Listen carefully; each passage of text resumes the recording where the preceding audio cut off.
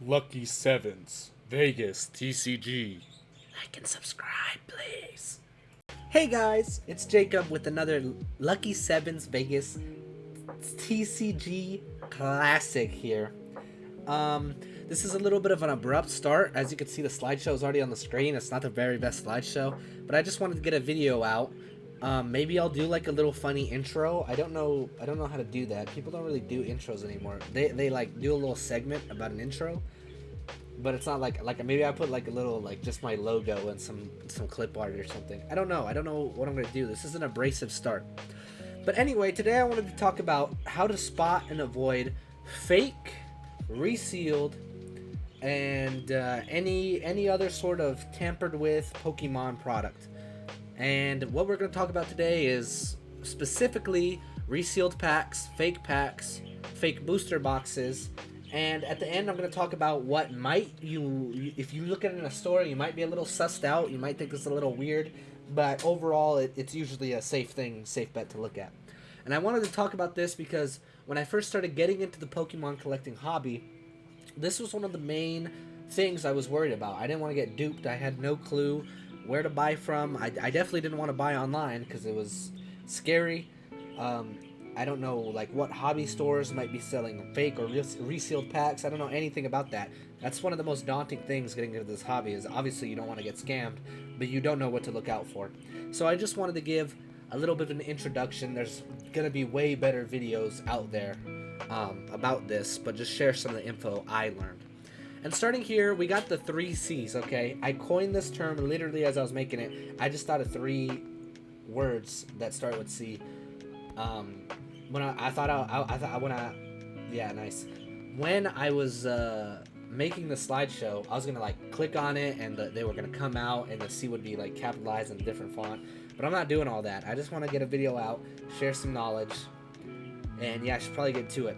Anyway, here's 3 main things to look at, and these aren't the only things, and these aren't always telltale signs. Sometimes they can be much more hidden.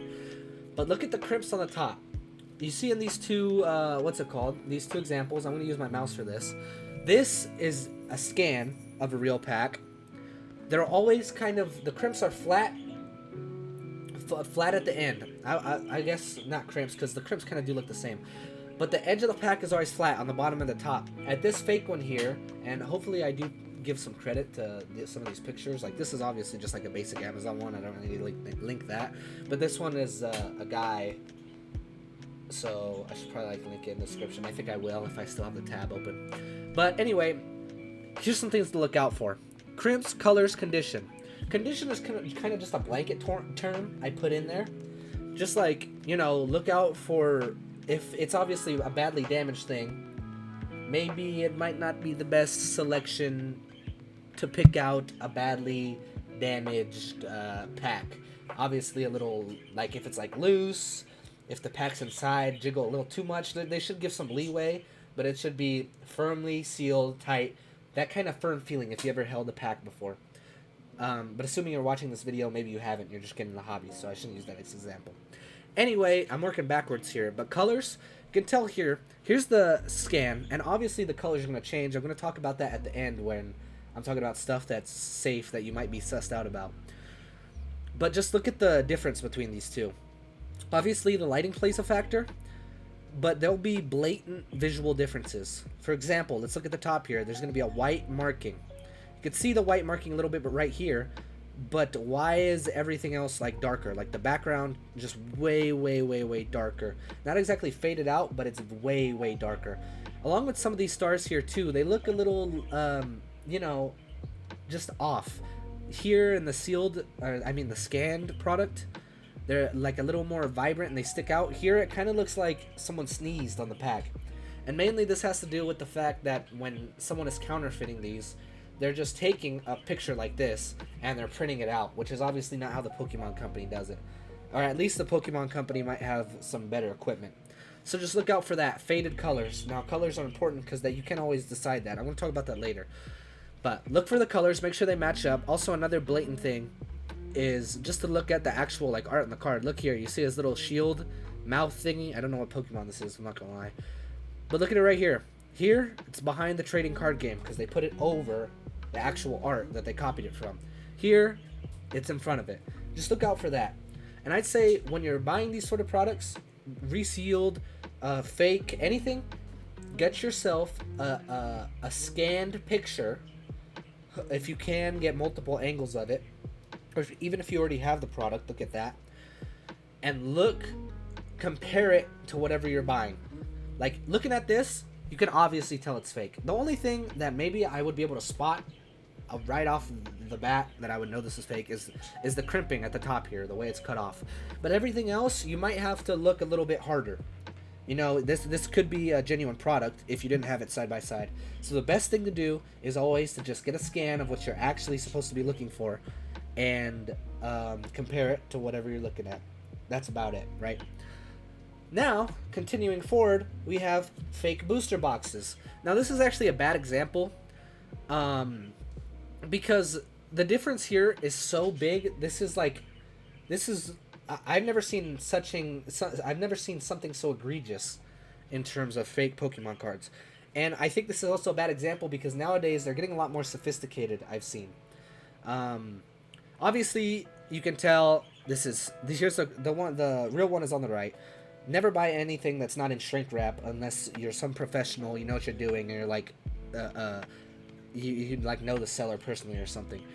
But this shrink wrap, one of the main dead giveaways, it should have an R right here. You see this R, this little trademark copyright symbol type thing? This is a very big giveaway. Shrink wrap is going to be the main thing you want to look for when you're buying a booster pack or a booster box, because it's not just about fake booster boxes. Like, this is an egregious fake. It's not even in shrink wrap, so you wouldn't even consider buying it. But you still want to look out for resealed booster boxes. That's also a threat. So the main thing to avoid resealed is the shrink wrap. Notice this R. Notice the copyright symbol. And just notice how the Pokeballs are laid out. I've seen with some booster boxes, the shrink wrap Pokeball things might be a little too small. Might be laid out oddly. You can't really not focus, but you can't really like take their color into account. As you can see right here, it's a little faded.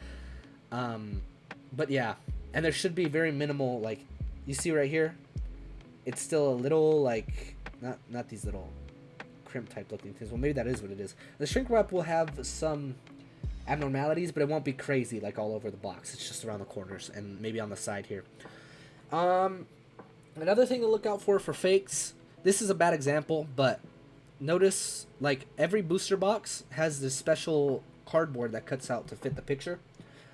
This one just doesn't even do that at all. I don't know what this one is trying to do. But yeah, like I said in the last one, just get a picture of what you're actually trying to buy and compare it.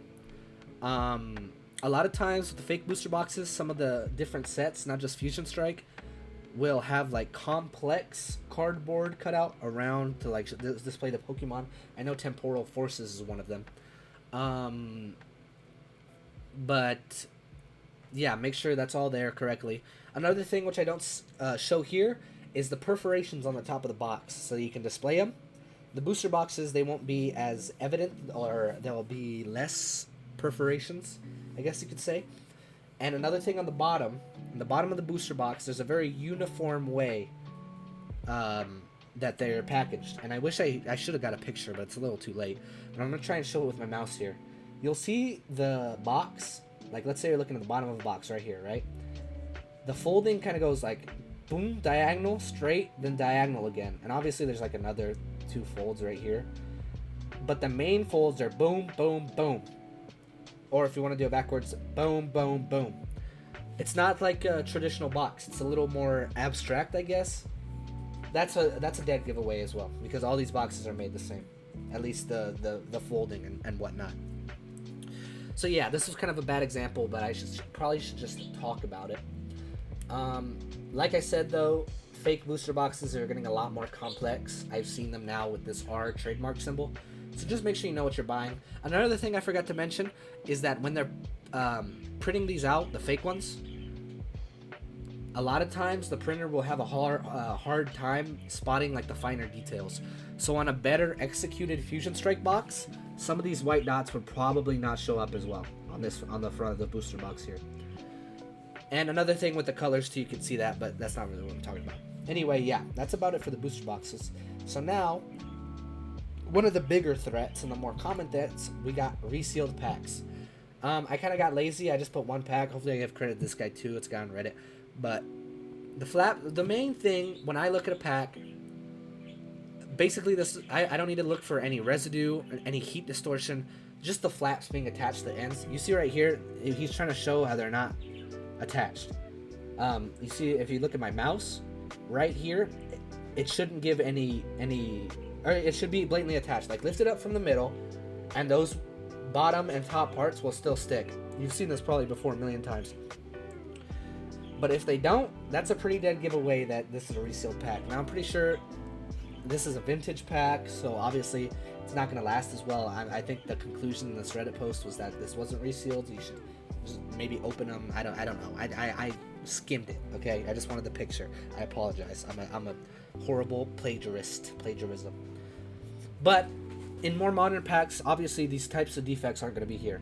So if it's glued down, not glued down, that's not what you want. But if it doesn't give on the bottom and the top, you should basically know it's already not resealed. Now, I don't have any pictures because I don't really know how to find these pictures. But glue residue on the top and bottom of the pack would be pretty blatant. Heat distortion with the colors mainly and the sides, because that's the two main ways, or maybe it's just one way. I don't know how they do it. But gluing the pack back and using heat to reseal the pack. Look for blatant stuff like that. Obviously, there can be manufacturing defects, so you kind of need to know what you're looking for. I apologize that I couldn't get a picture of any of this. And one more thing, I guess, this wouldn't really help as much, because at this point, you've already opened the pack, so you're already done for. It is what it is. But the cards might be out of place. There might not be a code card. The energy, just the card placement in general, sometimes they'll flip the cards around. It'll be weird. But yeah, that's what to look out for resealed packs. Obviously nowadays, it's like a constant battle with the counterfeit people selling the stuff, because they get better and better, like I said with the booster box. But yeah, the main thing is the flaps. Notice the flaps. Anything else, I don't really look for. Just the flaps. Alright, that's about it. And lastly here's some safe things. This is another Reddit post I saw. These are two very different looking packs. Not very different. They're pretty identical. But obviously you can tell the color's a little bit different. This one's a little darker. This one's a little lighter, maybe a little bit more faded. And this texture on this bottom flap is different. Now, the conclusion on this one was that no, this isn't any sort of counterfeit or resealed pack. This is just a different manufacturing factory. And I've seen that a lot with certain defects too. The factories can have defects, manufacturing plants or whatever. So just look out. Usually when it comes to fake packs or even fake cards, the differences are blatant, because if they already sold the product, why do they even need to care what it looks like? All right, they only need to make it passable for people who don't know what they're looking out for. So don't be worried if you see something like this. I would say another safe thing, if you get it from a big box store, don't be worried if the pack is a little, I don't know, a little weaker than others, feels a little different. Certain sets also feel different. I opened Crown Zenith a little bit ago, and I was worried that maybe they were counterfeit or something because of how different the cards felt, how different everything felt, how different the packs opened, how easy the packs were opened. But there's nothing wrong with them at all. It's just Scarlet and Violet era compared to Sword and Shield era. There's differences there. And another thing, this is kind of like just another blanket term I use, just transparency. If you're buying from a seller and they're completely transparent about maybe where they get their products from, which they don't need to be. I've never seen that before, but they say what it is, they say what they got, they say maybe how they got it.